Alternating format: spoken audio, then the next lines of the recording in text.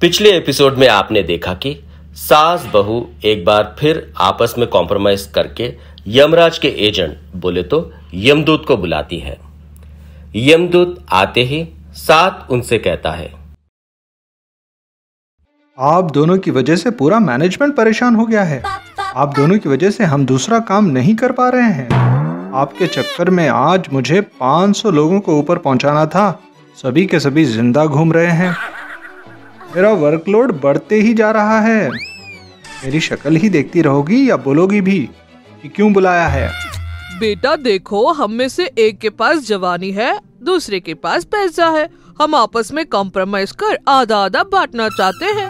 ए भाई, मैं इधर किराने की दुकान खोलकर बैठा क्या जो तुम लोग दुनिया भर की शिकायतें मेरे पास लेकर आ जाती हो?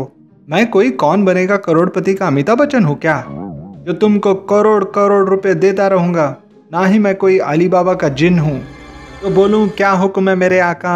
नहीं, तुम लोगों ने समझ क्या रखा है मेरे को? मेरा मुंह मत खुलवाओ अब। अरे एजेंट भाई, हम तो कह रहे थे। देखो बहू रानी, तुम तो कुछ बोलो ही मत। तुम दोनों पहले एक काम करो, अपनी वर्तमान बॉडी छोड़ो, फिर हम बात करेंगे। बहू और सास दोनों निवर्तमान शरीर को छोड़ देने के लिए हामी भर देते हैं और देखते ही देखते यमदूत उन्हें उनके वर्तमान शरीर से निकाल देता है। दोनों औरतें इससे आत्मा का रूप लेकर यमदूत के बाजू में आ जाती है। तभी बहू बोलती है, यमदूत भाई, बाकी सब तो ठीक है, किंतु परंतु जीव जंतु कुछ नहीं। बहुत सुन लिया तुम लोगों की बात। साला जब से तुमको उठाया है तब से इस बॉडी से उस बॉडी, इस बॉडी से उस बॉडी, इस बॉडी से उस बॉडी ही कर रहा हूँ। तुम दोनों ने मेरे को आत्माओं का अमेज़न बना दिया है या फ्लिपकार्ट बना दिया है। वो सब तो ठीक है, बहुत बहुत धन्यवाद यमदूत भाई, पर हमारे पुराने शरीर के साथ साथ हमारा पैसा भी चला गया। ए मैडम, शोलापुर से आईली क्या? इतनी भी अक्ल नहीं कि जब बॉडी जाएगी तो उसके साथ उसका पैसा भी जाएगा। तुम लोगों ने सुना नहीं क्या? टीवी में बार बार बताते हैं, तू न कुछ लेकर आया है न कुछ लेकर जाएगा। तो तेरी बॉडी गई, उसके साथ उसका पैसा भी चला गया। यह सुनकर सास बहू फूट फूट कर रोने लगती है। एक हाथ से जवां शरीर चला गया तो दूसरे के हाथ से सोना। 2-3 घंटे बाद दोनों जैसे तैसे चुप होती है और यमदूत से इस बात की गुहार करती है कि वे उन्हें इस बार किसी अच्छे घर में डाल दे ताकि दोनों के दोनों खुश रहे।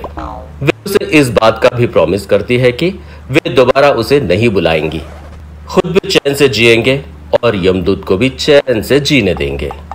बहू कहती है, यमदूत भाई, अब चाहे जो भी हो जाए, आप जिस शरीर में हमें भेजेंगे हम वही रहेंगे। आप जो बोलेंगे हम वही करेंगे, आप जो भी करेंगे हम वही सहेंगे। बस हमें किसी अच्छे से शरीर में भेज दो। सोच लो मैडम लोग, मैं एक बार ठान लूं तो अपनी भी नहीं सुनता। बहुत डायलॉग मार रहे हो भैया। वो क्या है ना मैडम, कल सलमान खान के फैन को उठाया था। ऊपर वाले ने नीचे से लेकर ऊपर तक सलमान खान के एक से एक बकवास डायलॉग सुनाए, तो उनमें से कुछ याद रह गए, वही सुना रहा हूँ। खैर छोड़ो, तुम लोगों को मैं एक अच्छी खबर सुनाता हूँ, फिर एक बुरी खबर सुनाता हूँ। बोलो पहले क्या सुनने को मांगता? पहले अच्छी खबर सुना दो। पहले बुरी खबर सुना दो। पहले अच्छी खबर सुना दो। पहले अच्छी खबर सुना दो, मेरा मतलब है बुरी खबर सुना दो। अरे चुप हो जाओ, तुमसे तो कोई बात करना पत्थर से सिर फोड़ने के बराबर है। पहले अच्छी खबर सुन लो, मैंने तुम दोनों के लिए 2 नए शरीर ढूंढ लिए हैं। बहुत अच्छे, बहुत अच्छे। यमदूत भैया, अब बुरी खबर भी सुना दो ना।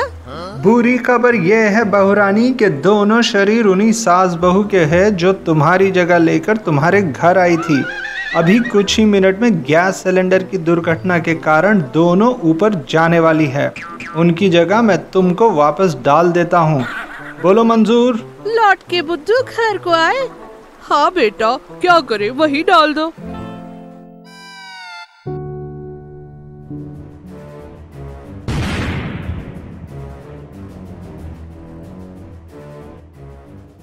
दोनों की बात मानकर यमदूत उन्हें वापस उन्हीं के घर में भेज देता है। इतनी लंबी यात्रा के बाद, कभी जिंदगी के बाद, कभी मौत के बाद, कभी नर्क के बाद, कभी पृथ्वी के बाद, आखिर में सास बहू अपने घर वापस आ जाती है। पर कहानी यहां खत्म नहीं होती, क्योंकि जब तक ये दोनों दुनिया में है कुछ ना कुछ उटपटांग करती ही रहेंगी और जो भी करेंगे हम आपको जरूर बताएंगे। तो अपना ध्यान रखिए, अगले एपिसोड में आपसे मुलाकात होगी।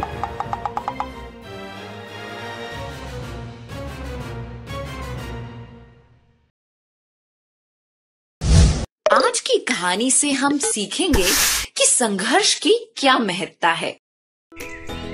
राकेश को एक दिन झाड़ियों में तितली का कुकून मिला। उसने इसे अपने पास रख लिया। कुछ दिनों बाद एक छोटा सा छेद दिखाई दिया। राकेश वहीं बैठ गया और घंटों तक देखता रहा। तितली अपने शरीर को उस छोटे से छेद में से निकालने के लिए संघर्ष कर रही थी। कुछ समय बाद उसका प्रयास बंद हो गया और ऐसा लगा कि कुछ अटक गया हो। तो राकेश ने तितली की मदद करने की ठान ली। उसने कैंची उठाई और बाकी का कुकून काट दिया। अब तितली आसानी से उस छेद से बाहर आई, पर उसका शरीर सूज गया था और छोटे से कटे फटे पंख बच गए थे। राकेश ने इस पर कोई ध्यान नहीं दिया। वो इस उम्मीद में बैठा रहा कि तितली के पंख और विकसित होंगे और वो खुल के उड़ पाएगी, लेकिन ऐसा कुछ नहीं हुआ। छोटे से पंखों और सूजे हुए शरीर के साथ रेंगते हुए उस तितली का सारा जीवन निकल गया और वो कभी भी उड़ नहीं पाई।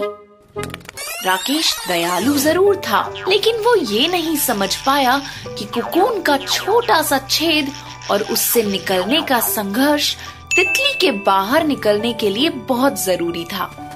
तितली के शरीर से उसके पंखों में द्रव भेजने का ये प्राकृतिक तरीका है। ये प्रक्रिया कुकून से बाहर आने पर तितली को उड़ने के लिए तैयार करती है। हमें इस कहानी से ये सीख मिलती है कि जीवन के संघर्ष हमें मजबूत बनाते हैं। बिना संघर्ष ना हम कभी आगे बढ़ सकते हैं और ना ही ऊंचाइयां छू सकते हैं। बिना किसी की मदद के आने वाली चुनौतियों का हल खुद ढूंढना बहुत महत्वपूर्ण है। ऐसे ही ज्ञानवर्धक कहानियों के साथ हम फिर मिलेंगे।